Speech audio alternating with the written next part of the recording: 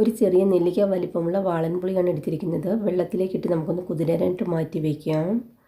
ചട്ടി ചൂടായതിലേക്ക് ഒരു 2 teaspoon oil ഒഴിച്ച് കൊടുത്തിട്ടുണ്ട്. കോക്കനട്ട് ഓയിലാണ് ഒഴിച്ച് കൊടുത്തിരിക്കുന്നത്. ഇനി ഇതിലേക്ക് 1/2 ടീസ്പൂൺ കടുക് ചേർത്ത് കൊടുത്തിട്ടുണ്ട്. 1/2 ടീസ്പൂൺ ഉലുവ കൂടി ചേർത്ത് കൊടുക്കാം. ഇതെല്ലാം നന്നായി ഒന്ന് പൊട്ടി വരണം. കടുകെല്ലാം നന്നായി പൊട്ടി വന്നിട്ടുണ്ട്. ഇനി ഇതിലേക്ക് നമുക്ക് 2 വറ്റൽമുളക് ചേർത്ത് കൊടുക്കാം. നന്നായി ഒന്ന് ഇളക്കി കൊടുക്കണം. മുളകെല്ലാം നന്നായി ഒന്ന് മൂത്ത് കിട്ടണം. ഇനി ഇതിലേക്ക് ഇഞ്ചിയും വെളുത്തുള്ളിയാണ് ചേർത്ത് കൊടുക്കുന്നത്. ഇതുപോലെ ചെറുതായി അരിഞ്ഞെടുത്തതാണ്. ഇതുകൂടി നമുക്കിതിലേക്ക് ചേർത്ത് കൊടുക്കാം. നന്നായി ഇളക്കി കൊടുക്കണം. ഇനി ഇതിലേക്ക് നമുക്ക് റൗണ്ടായി അരിഞ്ഞു വെച്ചിരിക്കുന്ന ഒരു പച്ചമുളകാണ് എടുത്തിരിക്കുന്നത്. അതുകൂടി ചേർത്ത് കൊടുക്കാം. ഇനി ഇതിലേക്ക് നമുക്ക് 2 മീഡിയം സൈസ് സവാളയാണ് ഞാൻ എടുത്തിരിക്കുന്നത്. ഇതുപോലെ ചെറുതായി അരിഞ്ഞെടുത്തതാണ്. അതുകൂടി ഇതിലേക്ക് ചേർത്ത് കൊടുക്കാം. സവാളയെല്ലാം നന്നായി ഒന്ന് വഴണ്ട് കിട്ടണം. ചോറിനും ചപ്പാത്തിക്കെല്ലാം കഴിക്കാൻ പറ്റുന്ന നല്ലൊരു ഡിഷാണിത്. എല്ലാവരും ഒന്ന് ട്രൈ ചെയ്ത് നോക്കണേ.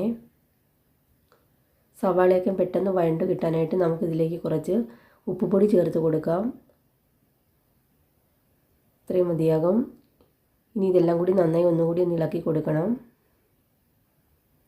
സവാളയെല്ലാം നന്നായി ഒന്ന് വഴണ്ട് കിട്ടണം. നിങ്ങൾ ആദ്യമായിട്ടാണ് എൻ്റെ ഈ ചാനൽ കാണുന്നതെങ്കിൽ എല്ലാവരും ലൈക്ക് ചെയ്യാനും ഷെയർ ചെയ്യാനും സബ്സ്ക്രൈബ് ചെയ്യാനും മറക്കല്ലേ. ഇപ്പോൾ സവാളയെല്ലാം നന്നായി വഴണ്ട് വന്നിട്ടുണ്ട്. ഇനി ഇതിലേക്ക് നമുക്ക് മസാലകൾ ചേർത്ത് കൊടുക്കാം. 1 ടീസ്പൂൺ മല്ലിപ്പൊടിയും 1 ടീസ്പൂൺ മുളക് പൊടിയും 1/2 ടീസ്പൂൺ മഞ്ഞൾപ്പൊടിയുമാണ് ചേർത്ത് കൊടുത്തിരിക്കുന്നത്.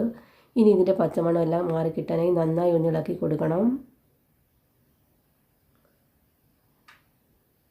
മുളക് പൊടിയെല്ലാം നന്നായി ഒന്ന് മൂത്ത് കിട്ടിയിട്ടുണ്ട്.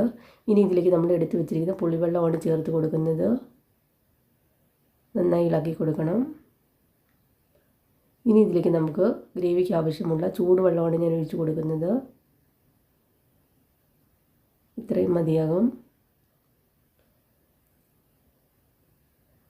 ഇതിലേക്ക് കുറച്ച് ഉപ്പുപൊടി ചേർത്ത് കൊടുത്തിട്ടുണ്ടായിരുന്നു. വീഡിയോ എടുക്കാൻ പറ്റിയില്ല. ഇനി ഇതിലേക്ക് എരിവെല്ലാം ബാലൻസ് ചെയ്യാൻ വേണ്ടി കുറച്ച് ശർക്കരയാണ് ചേർത്ത് കൊടുത്തിരിക്കുന്നത്.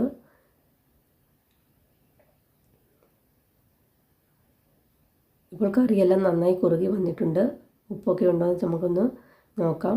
ലാസ്റ്റ് നമുക്ക് കുറച്ച് മല്ലിയില കൂടി ചേർത്ത് കൊടുക്കാം. ഇത്രയും മതിയാകും. സ്റ്റൗ ഓഫ് ചെയ്യാം. വീഡിയോ ഇഷ്ടമായെങ്കിൽ ലൈക്ക് ചെയ്യാനും ഷെയർ ചെയ്യാനും സബ്സ്ക്രൈബ് ചെയ്യാനും മറക്കല്ലേ. Thank you.